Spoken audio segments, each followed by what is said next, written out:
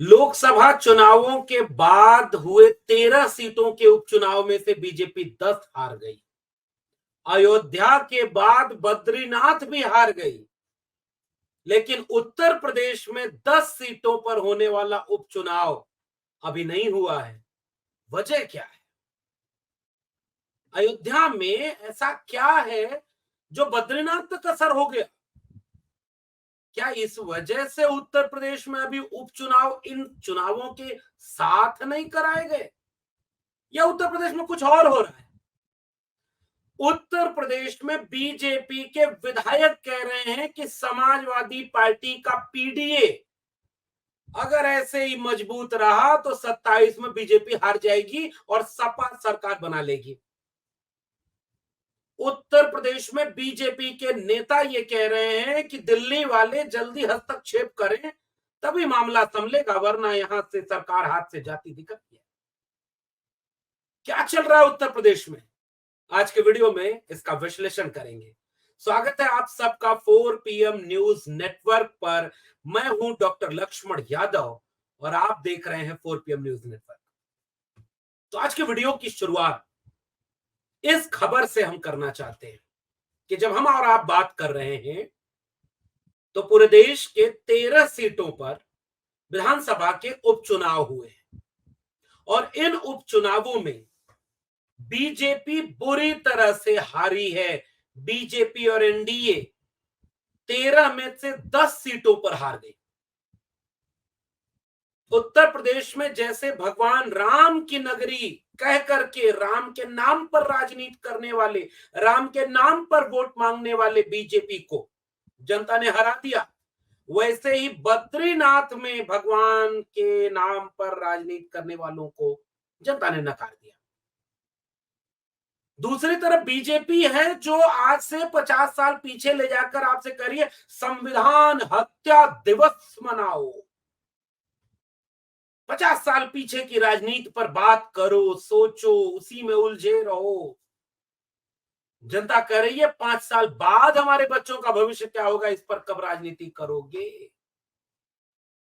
और इस राजनीति के खेल में बीजेपी बुरी तरह उलझती और फंसती चली जा रही है, क्योंकि संविधान की अगर हत्या हो गई तो भगवान, नॉन बायोलॉजिकल भगवान से रिश्ता रखने वाले प्रधानमंत्री जी किसके सामने माथा झुकाते हैं, किसकी शपथ लेते हैं? हत्या जैसा शब्द क्या संवैधानिक ढंग से गजट नोटिफिकेशन में ला करके संविधान के साथ जोड़ना उचित है? क्या बीजेपी और आरएसएस की डिक्शनरी में हत्या, वध यही सब बचा है शब्द? और अगर हत्या हो गई तो क्या संविधान का पुनर्जन्म हुआ है जिसके माथे पर लगा रहे हैं नरेंद्र मोदी जी? ऐसे सवालों में बीजेपी उलझती जा रही है, क्योंकि संविधान विरोधी बीजेपी है, इस बात को जनता मान रही है और जनता बीजेपी के खिलाफ वोट दे रही है। जनता ने पिछले 10 साल में देखा कि संविधान को कमजोर करने के कितने रास्ते अख्तियार किए जा रहे हैं, और जो लोग दिल में मनुस्मृति रखते हैं वो दिल्ली विश्वविद्यालय में सिलेबस में मनुस्मृति देने की पैरोकारी करने लगे। कौन था जिसने संविधान बनने के समय ही उसका विरोध किया था? कौन था जिसने संविधान को हिंदू विरोधी कह करके उसका विरोध किया था?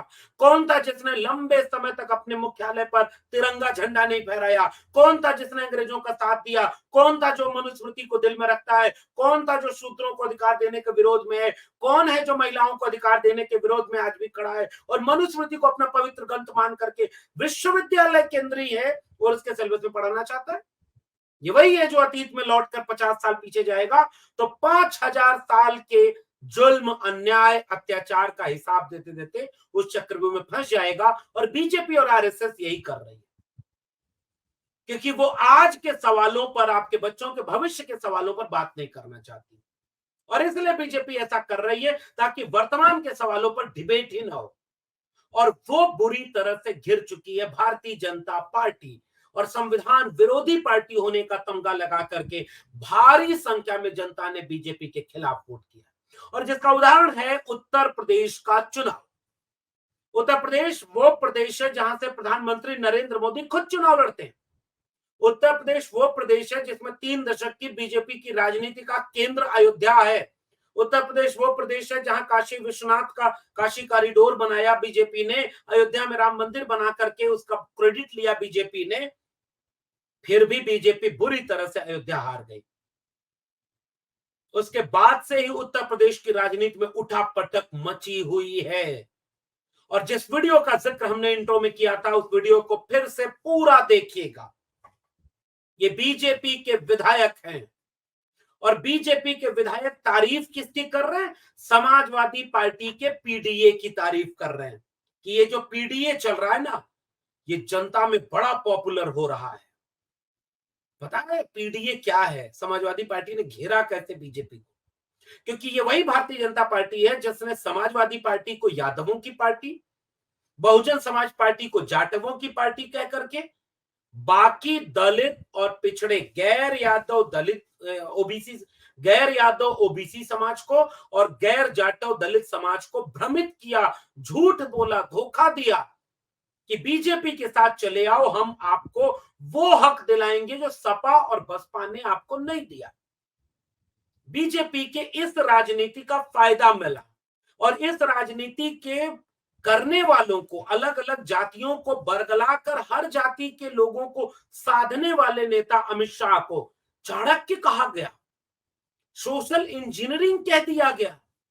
और जब ये बात अखिलेश यादव जैसे नेता को समझ आ गई, उन्होंने पीडीए की रचना की और चक्रव्यूह की रचना करके जिस समाजवादी पार्टी को केवल यादवों और मुस्लिमों की पार्टी कहने का टैग लगाया गया, बाकायदा इन्वेस्ट करके टैग बनाया जाता है ताकि बाकी जातियों में 46 में 56 एसडीएम यादव बन गए। मुख्यमंत्री बोल रहे हैं, स्लिप ऑफ टंग है, लेकिन 86 में 56 एसडीएम कौन बने? यादव। किसकी सरकार में? अखिलेश यादव की सरकार में। आज तक योगी आदित्यनाथ, पिछली बार क्या हुआ कि सदन में खड़े होकर बोल दिए कि ये तो केवल यादव, सबूत नहीं दे पाए। और जब अखिलेश यादव ने पूछा कि सबूत दिखाओ, कागज दिखाओ, बीजेपी नहीं दिखा पाई, क्योंकि बीजेपी झूठ पर राजनीति करती है और बीजेपी ने झूठ बोलकर अति पिछड़े समुदाय के, दलित समुदाय के लोगों को बरगलाया।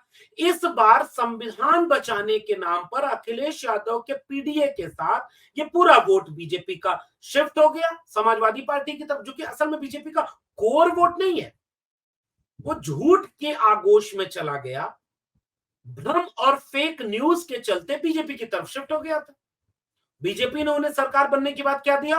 69,000 शिक्षक भर्ती घोटाला दिया बीजेपी ने। एससी और एसटी ओबीसी का हक मारा बीजेपी ने। सारी वैकेंसीज को कॉन्ट्रैक्ट पर, ठेके पर रखकर आरक्षण को खत्म करने की कोशिश की बीजेपी ने। नौकरियां 5 साल हो गई, वैकेंसी नहीं आई, वैकेंसी आई तो पेपर लीक हुआ, पेपर लीक होने के बाद मामला कोर्ट चला गया, नौजवान अवसाद में ग्रस्त है, रो रहा है, बिलख रहा है, परिवार त्रस्त है, और ये सब काम किया बीजेपी ने। मिला तो किसी को कुछ नहीं। जनता ने संविधान विरोधी होने का टैग बीजेपी को लगाया। फिर चुनाव में प्रत्याशी बीजेपी के बोले कि 400 सीट चाहिए ताकि संविधान बदलना है। चुनाव के पहले बीजेपी के जो बड़े नेता हैं और देश के प्रधानमंत्री, उनके आर्थिक सलाहकार ने लिख के कहा संविधान बदलना है। आपके 10 साल के काम ने कहा संविधान बदलना है, तो संविधान बदलने की बात चली गई और उत्तर प्रदेश में 43 सीटें बीजेपी हार गई। तब से संतों घर में झगड़ा भारी। महात्मा कबीर बहुत पहले लिख चुके हैं कि संतों घर में झगड़ा भारी, और उत्तर प्रदेश बीजेपी के अंदर भयानक झगड़ा है और योगी आदित्यनाथ को हटा देना है। योगी आदित्यनाथ जो उत्तर प्रदेश के मुख्यमंत्री हैं, उनको हटाकर उनका शिवराज सिंह चौहान कर देना है। वहां तो चुनाव था, चुनाव जिसके चेहरे पर लड़ा गया, जो पॉपुलर मुख्यमंत्री थे, वो शिवराज सिंह चौहान चुनाव जीतने के बाद मुख्यमंत्री नहीं बनाए गए। चलो भाई, राजनीति बदली, लाखों वोट से जीते, केंद्र में मंत्री बन गए। विजय वसुंधरा राजे सिंधिया पर्ची पकड़ा दी गई, अब आपकी छुट्टी। मनोहर लाल खट्टर पर्ची पकड़ा दी गई, जाओ भैया छुट्टी। राज्य छीन लिया गया ना, अब केंद्र में मंत्री बने बैठे रहो, पता नहीं पीए भी अपनी मर्जी का रख पाओगे कि नहीं। तो मनोहर लाल खट्टर केंद्र में, शिवराज सिंह चौहान वहां, योगी आदित्यनाथ हटाए जाएंगे तो क्या केंद्र में जाएंगे क्या? क्योंकि वहां तो झगड़ा हो रहा है। पहले होता था मोदी नहीं तो कौन, अब हो रहा है मोदी के बाद कौन। और अगर हिंदू चेहरे के रूप में, कट्टर हिंदू चेहरे के रूप में बीजेपी और आरएसएस के लोगों के पसंद अगर योगी आदित्यनाथ हो गए, तो दिल्ली में बैठे लोगों की बेचैनी बढ़ना स्वाभाविक है। और इसके चलते वहां पर उत्तर प्रदेश में खलबली मची हुई है। लेकिन इस बार जिस चेहरे पर आरएसएस और बीजेपी के लोगों ने 7 साल पहले खेल किया था, वो चेहरा कमजोर तो निकला नहीं, उसने अपनी लॉबिंग तैयार कर दी और घर में झगड़ा भारी। अब क्या हुआ, डिप्टी सीएम लोग दिल्ली रह गए, मुख्यमंत्री चले आए यहां, वहां मीटिंग पे मीटिंग हुई जा रही है, अंदर से राजनीति पे राजनीति हुए जा रही है। चलो बीजेपी के घर में विधायक आप बोलने लगा कि भैया दिल्ली वालों आओ, वरना सपा का पीडीए सरकार 27 में छीन लेगा।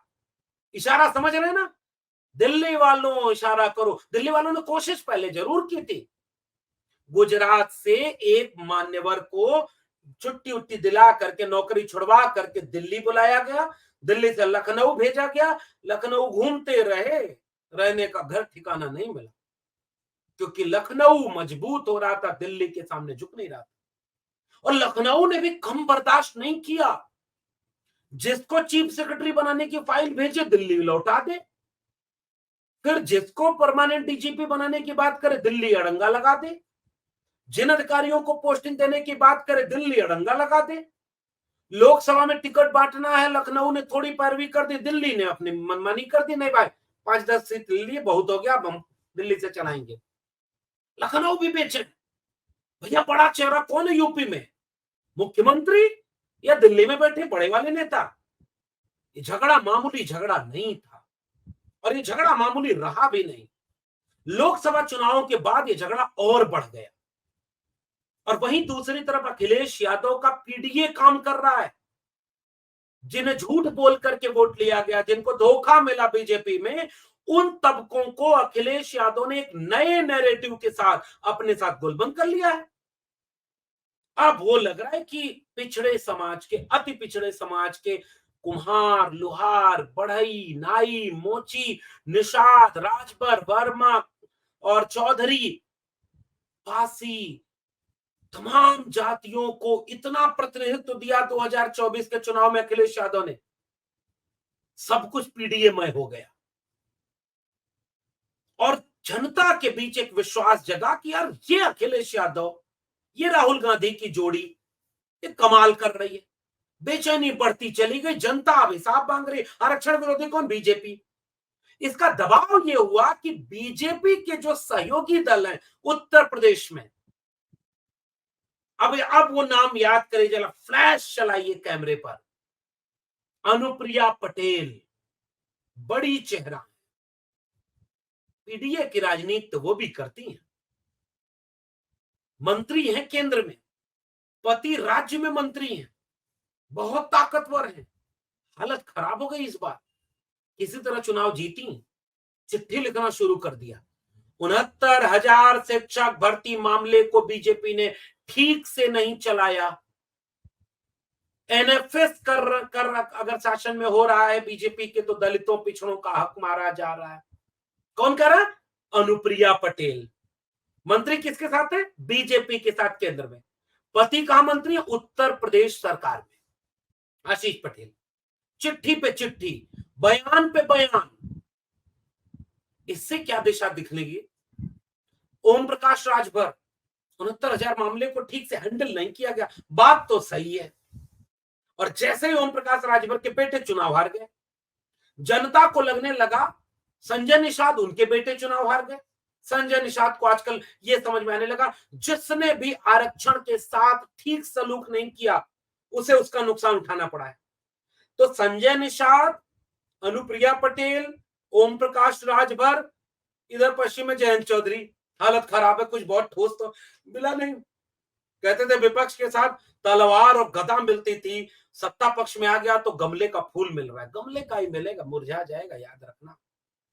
क्योंकि जनता सत्ता पक्ष के खिलाफ थोड़ा माहौल मन बना रही है।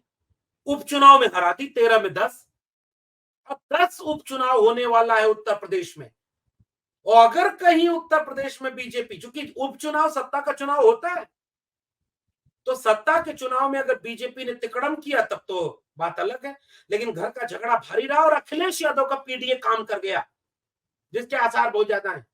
फिर ये झगड़ा कहां जाएगा? जो ये विधायक बोल रहा है कि पीडीए अगर हावी रहा तो 27 में सरकार चली जाएगी, कहीं ऐसा ना हो कि पीडीए हावी रहे और 27 के पहले सरकार बदल जाए। उत्तर प्रदेश की राजनीति में ये गुल खिल रहा है, उत्तर प्रदेश की राजनीति में इस तरह के बदलाव दिख रहे हैं। इसलिए ओम प्रकाश राजभर, अनुप्रिया पटेल, संजय निषाद, जमीन खिसकती दिख रही है, क्योंकि भाई जनता तो जागरूक है ना। आप सत्ता के साथ भी रहेंगे, मंत्री भी रहेंगे, काम भी नहीं होगा, आरक्षण भी खत्म होगा, सामाजिक न्याय लुटता रहेगा, संविधान खतरे में होता चला जाएगा, 69,000 शिक्षक भर्ती को न्याय नहीं मिलेगा, लखनऊ के लोगों का घर टूटेगा। कल तक मुसलमानों का घर टूट रहा था तो बड़ी बड़ी खबरें चल रही थी, क्यों घर बनवा लिया, ऐसी जगह क्यों बना लिया, घर तो टूटेगा ही। अब हिंदुओं का रोते हुए घर टूट रहा है, तो समझ में तो आ रहा होगा कि उत्तर प्रदेश में क्या हो रहा है। पूरे देश में खबर चली गई, अयोध्या में जमीन किसने खरीदी, हेडलाइन मैनेजमेंट गड़बड़ा गया है उत्तर प्रदेश का। लखनऊ से रोते बिलखते बुलडोजर बाबा से सवाल पूछती महिलाओं के वीडियो वायरल हो रहे हैं, बीजेपी के ऊपर आरोप लगाती महिलाओं के वीडियो वायरल हो रहे हैं। जो बीजेपी के सपोर्टर हैं, जो कल तक हिंदू बने थे, जिनको बड़ा मजा आया मुसलमानों घर टूट रहा है, उस पर क्यों बोलना? मन ही मन थोड़ा सा छुआरा, थोड़ा मुनक्का। जलते घर को देखने वालों, फूस का छप्पर आपका है, आग के पीछे तेज हवा है, आगे मुकद्दर आपका है। उनके कत्ल पे मैं भी चुप था, मेरा नंबर अब आया, मेरे कत्ल पे आप भी चुप हो, अगला नंबर आपका। तो बीजेपी की राजनीति में हिंदुओं तक बात पहुंच गई, घर टूटने लगा, वीडियो वायरल हो। अयोध्या का है वीडियो वायरल, शिक्षक वहां पर कह रहे हैं ऑनलाइन भर्ती, बताओ कितने सरकारी कार्यालय में तुमने डिजिटल अटेंडेंस लगाई है? सारा काम बेसिक शिक्षा के मास्टरों से लोगे। जनगणना कौन करे? बेसिक शिक्षा का मास्टर, प्राइमरी का मास्टर। इलेक्शन में ड्यूटी कौन करे? प्राइमरी का मास्टर। कोई भी ट्रेनिंग प्रोग्राम हो उसमें ड्यूटी पर कौन लगा दिया जाए? प्राइमरी का मास्टर। कई कई 100 किलोमीटर दूर इंटीरियर में, जहां जाने का रास्ता नहीं, सड़कें नहीं, महिलाओं के लिए जाना सुरक्षित नहीं, ऐसी जगह पर पोस्टिंग कर दो और उसके बाद अटेंडेंस लगाओ कि कौन कितना देर पहले गया। इंफ्रास्ट्रक्चर तुमने कहां दिया? बाढ़ आ गई, स्कूल डूबा हुआ है, और सब जगह ये जो है डिजिटल डिवाइस लगा दो। सारा प्रयोग प्राइमरी के मास्टर पर। कितना इंफ्रास्ट्रक्चर प्राइमरी के मास्टर को आपने दिया? कितने कंप्यूटर लगे हैं प्राइमरी स्कूलों में? कितने प्राइमरी स्कूलों में बिजली अच्छी है? कितने प्राइमरी स्कूलों में उतने मास्टर हैं जितने मास्टर होने चाहिए? बताओ 5 साल से वहां वैकेंसी क्यों नहीं आई? लाख से ऊपर प्राइमरी स्कूल के लोगों की वैकेंसी खाली है और आप नौकरी नहीं दे रहे हो, सरप्लस हो गए, बच्चे ज्यादा हैं, मास्टर कम है। आप सारा प्रयोग उन्हीं के ऊपर, नाराज हुए मास्टर, वापस लेना है अपना फैसला। उत्तर प्रदेश में ये हो रहा है। देखिए, हर एक विभाग में अच्छे और बुरे लोग मिल जाएंगे, लापरवाह और अच्छे लोग मिल जाएंगे, लेकिन सरकारी चीजों को बदनाम करके पहले उनकी इमेज डैमेज की जाती है। उनको आप सुविधा देते नहीं, उनको फंड देते नहीं, उनको अधिकार देते नहीं, उनको तमाम तरह से मजबूत करते नहीं ताकि वो अपने को मजबूत करें। आप लगातार उन्हें कमजोर करते जाओगे, ओवर बर्डन डाल दोगे, सारे तरह का काम करवाओगे, और उसके बाद जब वो कमजोर पड़ेंगे तो कहोगे देखो सरकारी स्कूल के मास्टर पढ़ाते नहीं, सस्पेंड कर दो, नौकरी, वेतन काट लो। कितने लोगों का वेतन काटोगे? तो दोनों तरफ से चीजें चलती हैं। तो जब सरकारी बर्बाद हो जाएगा तो प्राइवेट स्कूल खोल दो, उनसे चंदा ले लो, पार्टी चुनाव लड़ा लो। ये सारा खेल अब सब लोग समझ रहे हैं। तो उत्तर प्रदेश में हर एक जगह से तस्वीरें ऐसी आ रही हैं कि उत्तर प्रदेश में क्योस मचा हुआ है। अयोध्या में बैठक हो रही है बीजेपी के नेताओं की, बीजेपी के नेता अपने ही पार्टी का मजम्मत करने में लग गए। इसका मतलब उत्तर प्रदेश में आने वाले दिनों में कुछ बहुत बड़ा होने के आसार दिख रहे हैं, तैयारी हो रही है, और अगर ये इसी दिशा में रहा तो उत्तर प्रदेश की राजनीति में भूचाल आने वाला है। इसीलिए 10 उपचुनाव जो उत्तर प्रदेश में हैं, वो बाकी राज्यों के उपचुनावों के साथ नहीं कराए गए। तिकड़म पे तिकड़म चल रही है। दिल्ली वाले निजाम को लगता है कि बड़का चाणक्य वो है, क्योंकि वो भी चाणक्य की तरह दिखता है। और लखनऊ वाले को लगता है कि उससे बड़का चाणक्य कौन हो सकता है। यूपी में चाणक्यों का टकराव हो गया, इंजन टकरा रहे हैं आपस में, और नुकसान उत्तर प्रदेश की जनता का हो रहा है। 2017 से 2023-24 तक इतने पेपर लीक हुए हैं। उत्तर प्रदेश के नौजवान आक्रोश में, अवसाद में, तनाव में इतने ज्यादा परेशान हैं जिसकी चिंता किसी को नहीं है। सब अपनी कुर्सी में लगे हुए हैं, और जो प्राइमरी के मास्टर हैं उनके ऊपर सारा प्रयोग करके तुम उनका जीना आराम करते रहो। नियम से चलो आप। जो गलत करे प्राइमरी का टीचर उसको सजा दो। पूरे विभाग को इस तरह से मशीन मत बना दो कि वो अमानवीय हो जाए और आपके खिलाफ खड़ा हो जाए। अयोध्या के लोगों का घर टूटा तो आंसू नजर आया।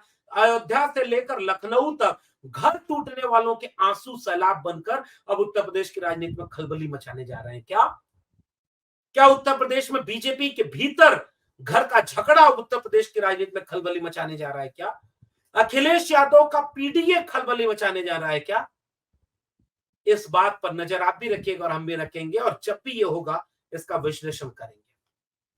आपको बातचीत कैसी लगी नीचे कमेंट बॉक्स में बताइएगा और अपनी राय बताइएगा। फिर मिलेंगे किसी और टिप्पणी के साथ। तब तक देखते रहिए 4 PM न्यूज नेटवर्क। बहुत बहुत धन्यवाद।